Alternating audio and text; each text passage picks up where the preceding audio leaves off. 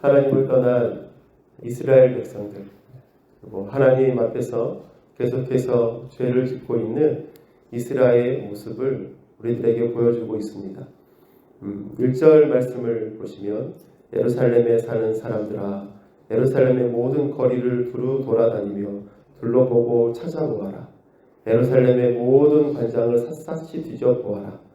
너희가 그곳에서 바르게 일하고 진실하게 살려고 하는 사람을 하나라도 찾는다면 내가 이 성을 용서하겠다. 여러분, 하나님께서 소돔과 고모라를 심판하실 때 아브라함에게 약속해 주신 말씀과 너무나도 비슷하지 않습니까? 하나님께서 소돔과 고모라를 이 땅 가운데 의인 10명만 있으면 멸하지 않겠다 말씀하시지 않았습니까? 그런데 그곳에는 없었죠.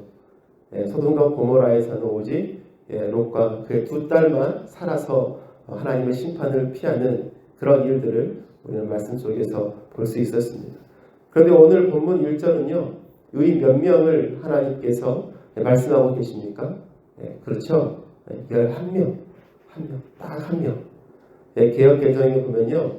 만일 정의를 행하며 진리를 구하는 자를 한 사람이라도 찾으면 내가 이 성읍을 용서하겠다. 이렇게 말씀하고 있습니다. 하나님께서 한 사람을 말씀하고 계세요. 그러나 이스라엘은요. 그 한 사람이 없었던 것입니다. 무슨 뜻입니까? 모든 민족이, 모든 백성들이 완전히 철저하게 모두가 하나님 앞에서 타락하고 범죄하였음을 우리에게 보여주는 것 아닐까요? 12절 말씀을 보십시오. 이 백성이 주님을 부인하며 말한다. 그는 아무것도 아니다. 어떤 재앙도 우리를 덮치지 않을 것이다. 우리는 전란이나 기근을 당하지 않을 것이다. 백성들이 무엇이라고 말씀하고 있는 거예요? 하나님을 부인하고 있습니다. 그리고 부인함을 떠나서 하나님을 조롱하고 있는 거죠. 하나님을 무시하고 있습니다. 이스라엘 백성들의 영적으로 심각한 타락함을 우리들에게 보여주고 있는 거죠. 이것이 바로 이스라엘 백성들의 영적인 상태였어요. 하나님을 부인하고 하나님을 모독하고 조롱하는 그러한 자리에 있었다는 것입니다. 15절 말씀을 보시면 이스라엘 백성아 내가 먼 곳에서 한 민족을 데려다가 너희를 치게 하겠다. 나 주의 말이다. 하나님의 맹렬한 심판이 여러분 다가오고 있습니다. 하나님의 때가 다가오고 있어요. 그리고 그 때를 알리며 회개를 촉구하는 에레미야 선지자의 외침이 그 성 가운데 울려 퍼지고 있습니다. 그러나 이스라엘은 그 외침을 듣지 않고 있죠. 무시하고 있습니다. 심각한 영적인 질병에 빠져 있기 때문에 분별할 수 없는 지경에 이르렀던 것 아니겠습니까? 특별히 이 극악한 이 세대를 보여주는 말씀이 오늘 본문에 잘 나와 있습니다. 여러분 30절, 31절 마지막 부분인데요. 지금 이 나라에서는 놀랍고도 끔찍스러운 일들이 일어나고 있다. 예언자들은 거짓으로 예언을 하며 제사장들은 거짓 예언자들이 시키는 대로 다스리며 나의 백성은 이것을 좋아하니 마지막 때에 너희가 어떻게 하려느냐. 이스라엘의 심각한 영적인 타락상을 우리들에게 보여주고 있어요. 오늘 본문의 표현대로 너무나도 끔찍스러운 일이 아닐 수 없습니다. 예언자들이 거짓을 예언하고 있어요. 개역 개정에는요. 선지자들은 거짓을 예언했다. 이렇게 이야기하고 있습니다. 선지자들이 타락했다는 거예요. 선지자들이 타락을 하니까 여러분 어떠한 일들이 일어났습니까? 이스라엘 가운데 참되고 바른 하나님의 말씀이 바르게 증거되고 선포되지 못하게 되었어요. 이스라엘 가운데 하나님의 말씀이 사라지고 잘못되고 거짓된 속임수의 말씀들이 그 땅 가운데 가득하게 되었다는 것입니다. 여러분 하나님의 심판이 다가오고 있습니다. 회개하십시오. 라는 에레미야의 간절한 부르심 앞에 모든 거짓 선지자들이 어떻게 했어요? 아니야. 우리는 안전하다. 우리는 평안할 거야. 전쟁 절대 일어나지 않을 거야. 이런 거짓 선포들을 했다는 것입니다. 그럼 뿐만 아니에요. 이어서 보면 제사장들이 거짓 예언자들이 시키는 대로 다스렸다. 이렇게 말씀하고 있지 않습니까? 개역개정을 보면요. 제사장들은 자기 권력으로 다스렸다라고 이렇게 번역을 해놓고 있어요. 여러분, 제사장들이 누구인가요? 제사를 섬기고 제사를 맡은 사람 아닙니까? 쉽게 이야기하면 예배를 섬기고 예배를 주관하는 사람들 아니겠어요? 그런데 이런 제사를 담당하고 예배를 담당하는 사람들이 하나님 앞에서 하나님의 뜻대로 하지 아니하고 자기의 권력과 자기의 마음대로 그것들을 했다는 것이죠.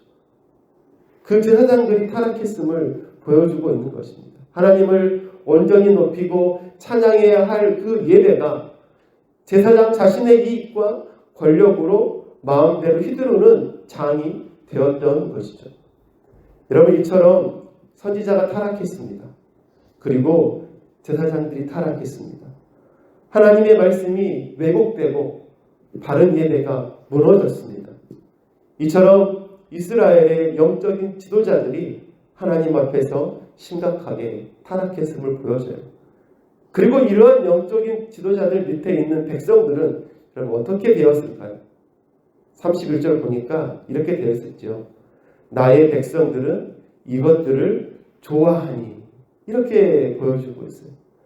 여러분, 거짓 선지자들의 외침, 하나님의 뜻이 아닌 제사장의 마음대로 드리는 예배와 제사, 어느 것 하나 바르고 온전한 것이 없는 이 일들을 백성들은요 모두가 좋아했다라는 거죠. 모두가 좋아했다. 그럼 영적인 무지 아니겠습니까? 영적인 지도자들이 타락했습니다. 그렇기에 백성들의 타락은요 너무나도 당연한 것이다 생각이 되어집니다. 그렇다고 해서 하나님 앞에서 이 백성들이 저는 몰랐어요, 잘못된 건지 몰랐어요, 이렇게 말을 한다고 해서 그 잘못과 죄가 용서받을 수 있는 문제일까요? 영적인 무지함이 그들의 면죄부가 될 수 없을 것입니다. 그럼 오늘 말씀은요 너무나도 끔찍한 이스라엘 타락을 우리들에게 보여줘요. 이스라엘의 영적인 지도자가 타락했어요. 예배가 타락했어요. 고로 온 백성들이 하나님 앞에서 범죄하게 되었습니다. 이 백성들을 향한 하나님의 심판이 다가오고 있음을 이야기해 주고 있어요. 사랑하는 성도 여러분, 오늘날도 마찬가지 아닐까요? 교회에서 참되고 바른 진리가 선포되지 않으면, 이 강대상에서 참되고 바른 진리의 말씀이 선포되지 않으면 성도들은 병들게 되어 있습니다. 그리고 그렇게 드려지는 예배는 더 이상 하나님의 기쁨이 되지 않을 것입니다. 여러분, 오늘 우리가 이 새벽에 모였습니다. 우리가 무엇을 위해서 함께 합심해서 기도해야 할까요?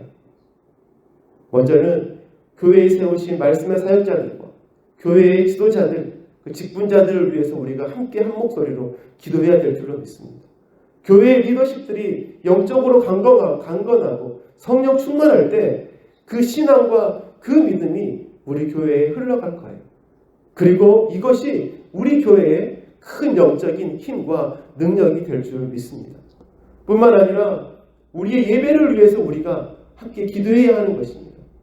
오직 하나님의 뜻이 나타나고 우리를 위해서 이 땅에 오신 예수 그리스도의 은혜를 온전히 드러내는 예배, 하나님께서 기뻐 받으시는 예배가 되기를 위해서 우리가 함께 준비하고 함께 기도해야 하는 것이죠.